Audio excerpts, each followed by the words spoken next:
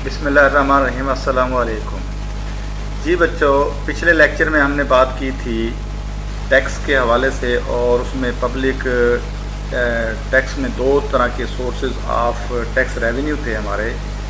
एक था source of tax revenue और दूसरा था source of non tax revenue, यानी कि महसूलाती वसूलियाँ और गैर महसूलाती वसूलियाँ। हमने पिछले लेक्चर में बात जो की थी वो थी सोर्स ऑफ टैक्स रेवेन्यू।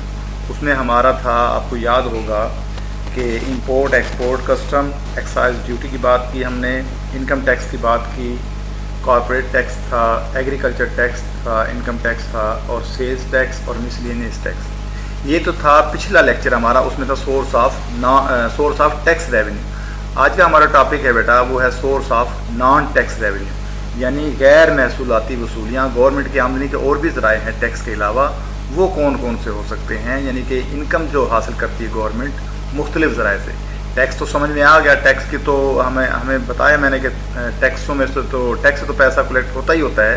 उसके अलावा भी गवर्नमेंट के कई रेवेन्यू कलेक्ट करने के इदारे, टैक्स रेवेन्यू कलेक्ट करने की बातें हैं। उसमें सोर्स ऑफ टैक्स रेवेन्यू में पहला है, जैसे मिसाल देता हूँ मैं, फीस है। इसकी हम डिटेल अभी बताता हूँ मैं आपको। फ़ीस लेती है गवर्नमेंट, ये भी गवर्नमेंट की आमदनी का ज़रिया है। दूसरा है प्राइसेस, कीमतें, ये भी गवर्नमेंट लेती है, ये भी आमदनी का ज़रिया है। तीसरा है स्पेशल असेसमेंट, यानी ख़ास तशख़ीस मुख्तलिफ़ किस्म की, ये भी बताऊँगा डिटेल से मैं आपको भी। चौथा है स्टेट प्रॉपर्टी, रियासती जायदाद होती है। और पाँचवा है बेटा गिफ्ट, तोहफे तोहफ़े। तो source of non tax revenue में ये 5 हैं, यानी कि इन ज़राए से भी गवर्नमेंट आमदनी हासिल करती है और अपना रेवेन्यू जनरेट करती है, रेवेन्यू में इजाफा करती है। उसमें पहला हम बात करें अगर फ़ी, तो बेटा वो लिखा हुआ है इसमें, fee is the payment for the direct benefit available of by the people.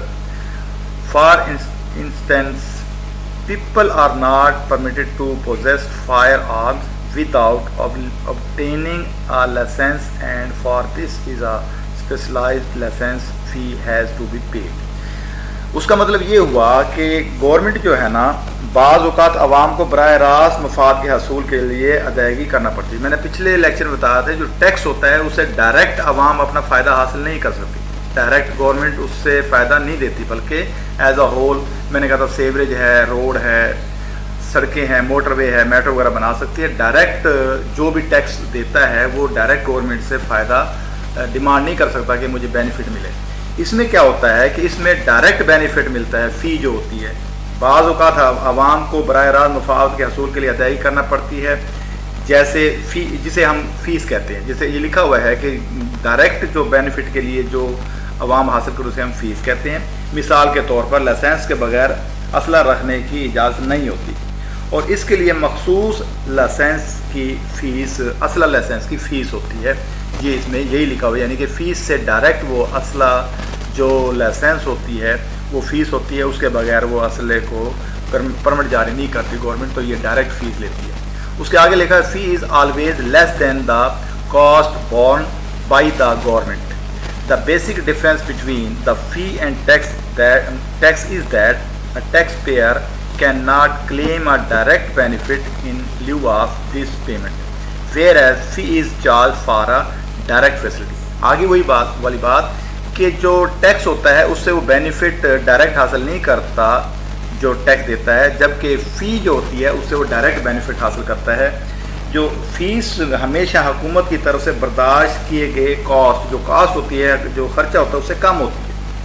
यानी फ़ीस और टैक्स के दरमियान बुनियादी फ़र्क ये है कि टैक्स की अदायगी करने वाला जो होता है अपनी अदायगी के बदले बराह रास्त मुनाफा का या फ़ायदे का मुतालबा नहीं कर सकता, जबकि फ़ीस बराह रास्त सहूलत के लिए वसूल की जाती है। ये डायरेक्ट, इसमें सारे इसकी ये मैंने तर्जुमा भी कर दिया, बता दिया है कि जो इसका जो फ़ीस है वो डायरेक्ट उसके लिए फ़ायदे के लिए वो चार्ज करती है गवर्नमेंट, यानी फ़ीस बराह रास्त सहूलत के लिए वसूल की जाती है, गवर्नमेंट से बराह रास्त वसूल करती है। तो गवर्नमेंट का ये भी एक इनकम का ज़रिया है। जो फ़ी है, फ़ीस जिसे हम कहते हैं, टीवी की फ़ीस है और मुख्तलिफ़ चीज़ों की फ़ीसें होती हैं, उससे जो रेवेन्यू जनरेट होता है वो भी गवर्नमेंट की आमदनी का ज़रिया है। ایک یہ ہو گیا نان ٹیکس ریونیو ہم پڑھ رہے ہیں، غیر محصولاتی وصولیاں یا ٹیکس کے علاوہ آمدنی کے ذرائع۔ دوسرا بیٹا اس میں آ جاتا ہے پرائس۔ پرائس کیا ہوتی ہے؟ فیس پڑھ لیتے ہیں۔ Some goods are services are sold on commercial basis by the government, such goods and services are sold at respective prices. وہ کہتا ہے کہ جو قیمت ہوتی ہے، حکومت کچھ اشیاء و خدمات جو ہوتی ہے ان کو تجارتی بنیادوں پر فروخت کرتی ہے، اور ایسی اشیاء و خدمات جو ہوتی ہیں ان کی حسب ترتیب قیمتوں پر فروخت کرتی ہے، یعنی کہ جو چیزیں ہوتی ہیں ان کو بائی پرائس گورنمنٹ سولڈ کرتی ہے، سیل کرتی ہے، بیچتی ہے۔ اور ان اشیاء کی اب کہتے ہیں these goods are services included postcards, envelope, electricity, transport, telephone and the goods produced by the public sector.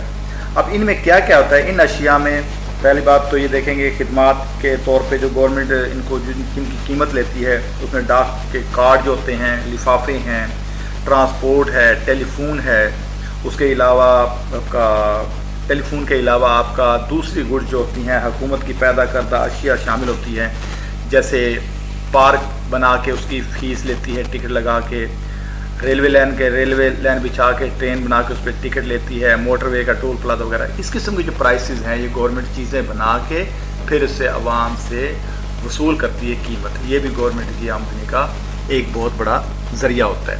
Price یعنی کہ ہم بات کر رہے ہیں ٹیکس کے علاوہ گورنمنٹ کی آمدنی کے ذرائع کون سے ہیں، یہ پرائس ہے دوسرا۔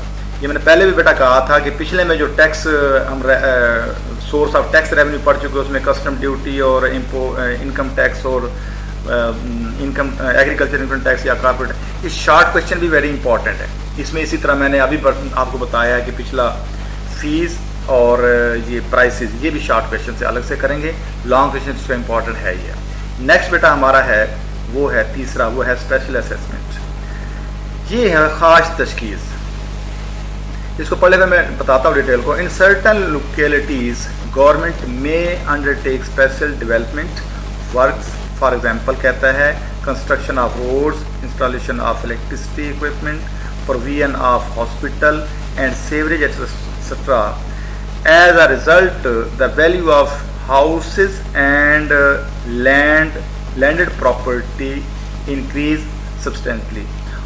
ہاں جی بالکل، خاص علاقوں میں حکومت بعض اوقات ترقیاتی کام کرواتی ہے، جیسے سڑکوں کی تعمیر ہے، بجلی گھر بناتی ہے، بعض اوقات وہاں ہاسپٹل بناتی ہے یا روڈ بنا دیتی ہے، تو سیوریج بنا دیتی ہے، تو اس کے نتیجے میں ان گھروں کی اور اس زمین کی مالیت میں اضافہ ہو جاتا ہے اور اس کی قیمت میں بھی اضافہ ہوتا ہے۔ ظاہر ہے اس جگہ جب یہ چیزیں بنیں گی، کوئی گورنمنٹ کی پراپرٹی بنے گی، گورنمنٹ کی چیز بنے گی یا روڈ بنے گا، جیسے موٹر وے بنے گا، تو اس کے بدلے میں اس جو جگہ کی ویلیو جب بڑھتی ہے تو گورنمنٹ ان زمین والوں سے یا جو اس کی لینڈ لارڈ ہوتے ہیں یا جو زمین رکھنے والے، گھر رکھنے والے، جس کی پراپرٹی میں اضافہ ہوا ہے، تو اس سے گورنمنٹ کچھ پیسے لیتی ہے۔ جیسے کہ ہمارے ہاں موٹر وے بنا ہے تو موٹر وے قریب جتنی بھی جگہ ہے، جتنے بھی رقبہ آیا ہے تو اس کی ویلیو بڑھ گئی تو گورنمنٹ نے اس پہ کچھ پرسنٹیج سے انکم سے وصول کی اور وہ لے رہی ہے۔ یہ یعنی گورنمنٹ کی آمدنی کا یہ بھی ذریعہ ہے۔ جیسے کہ اور وہ کہتا ہے کہ this rent is increase in the income of the owner who did not take any pain for it. ہاں جی، گورنمنٹ نے پین لیا، انہوں نے کوئی پین نہیں لیا، بیٹھے بیٹھے ان کی پراپرٹی میں اضافہ ہو گیا، یہی کہتا ہے۔ اور یہ مالکان کی آمدنی میں اضافہ کا سبب بنتا ہے جو اس کے لیے کوئی محنت اس نے نہیں کی، کوئی پین نہیں لیا۔ The government charges a part of the rise in the value of such assets as a special assessment. اب ان جو اثاثوں کی جو قدر یا ویلیو میں جو اضافہ ہوا ہے تو اس کا کچھ حصہ خاص طور پہ خاص تشخیص کے طور پہ حکومت ان سے وصول کرتی ہے، یعنی جو اس پراپرٹی کے یا اس زمین کے مالک ہوتے ہیں اس سے حکومت کچھ پیسہ یا کچھ خاص اسیسمنٹ کے طور پہ وصول کرتی ہے۔ یہ بھی آمدنی کا ذریعہ ہوتا ہے گورنمنٹ کا، جو کہ میں نے ابھی کہا کہ non source of revenue tax ہے، یعنی اسے ہم کہیں source of non tax revenue ہے۔ نان ٹیکس ریونیو کا مطلب یہ ہوا کہ یہ ٹیکس کے علاوہ گورنمنٹ کی آمدنی کے ذرائع ہیں۔ اس کے بعد بیٹا ہمارا ہے چوتھا، اور وہ ہے آپ کے سامنے، وہ ہے स्टेट प्रॉपर्टी और उसे हम कहते हैं रियासती जायदाद। रियासती जायदाद क्या होती है बेटा? State property is a source of sizeable income for the government. For instance the government leases out the forest and the mines for the royalty and royalty दोनों होता है, loyalty and the cultivable land and leased for the rent। वो कहते हैं रियासती जायदाद हुकूमत की आमदनी का काफ़ी बड़ा हिस्सा है, बहुत बड़ा हिस्सा होता है। मिसाल के तौर पर हुकूमत के पास जंगलात हैं, जंगलात के हकूक़ और काबिल काश्त ज़मीनों पर जो गवर्नमेंट लीज़ पे देती है, जैसे 99 ईयर्स के लीज़ पे दे देती है। बहुत सी प्रॉपर्टी ऐसी होती है, गवर्नमेंट की ज़मीनें जो पड़ी होती है, गवर्नमेंट की जायदाद है, उसको लीज़ पर दे देती है और उससे काफ़ी हद तक उस पर गवर्नमेंट को रेवेन्यू मिलता है। जैसे गवर्नमेंट की रेलवे की ज़मीन पड़ी होती है, उसको गवर्नमेंट किराए के तौर पे लीज़ पे दे देती है और उससे पैसे वसूल करती है और उसके बदले में गवर्नमेंट को आमदनी का, यानी उसने जो किराए पे दे देती है, लीज़ पे देती है, तो उससे आमदनी का ज़रिया बनता है। वो कहता है if the country is rich in natural resources, अगर मुल्क कुदरती ज़राए की तौर पर अमीर है और उसमें बहुतात हो तो रियासती जायदाद हुकूमत के लिए आमदनी का मुस्तकिल ज़रिया बन जाती है। उसमें ख़ास तौर पर स्टेट प्रॉपर्टी में भी permanent source of the income for the government. यानी इससे क्या होता है कि अगर कुदरती ज़राए ज़्यादा होंगे, जैसे माइंस हैं, कुदरती ज़राए क्या होते हैं, कोयले की कानें हैं या कुदरती गैस की हैं, पेट्रोल की हैं, जितनी भी कानें या कितनी प्रॉपर्टी होती हैं ये गवर्नमेंट का असासा होती हैं और अगर इसकी ये बहुतात होगी तो गवर्नमेंट की प्रॉपर्टी उतनी ही ज़्यादा होगी, उसकी आमदनी भी उतनी ही मुस्तकिल तौर पे आमदनी होती है। जैसे वो सोर्स होता है, जैसे कोयला है, कोयला गवर्नमेंट की आमदनी का ज़रिया है, वो कोयला ज़मीन में होता है, वो गवर्नमेंट की प्रॉपर्टी होता है सारा, तो उससे गवर्नमेंट आमदनी वसूल करती है। ये स्टेट प्रॉपर्टी भी एक आमदनी का बहुत बड़ा ज़रिया होता है गवर्नमेंट का।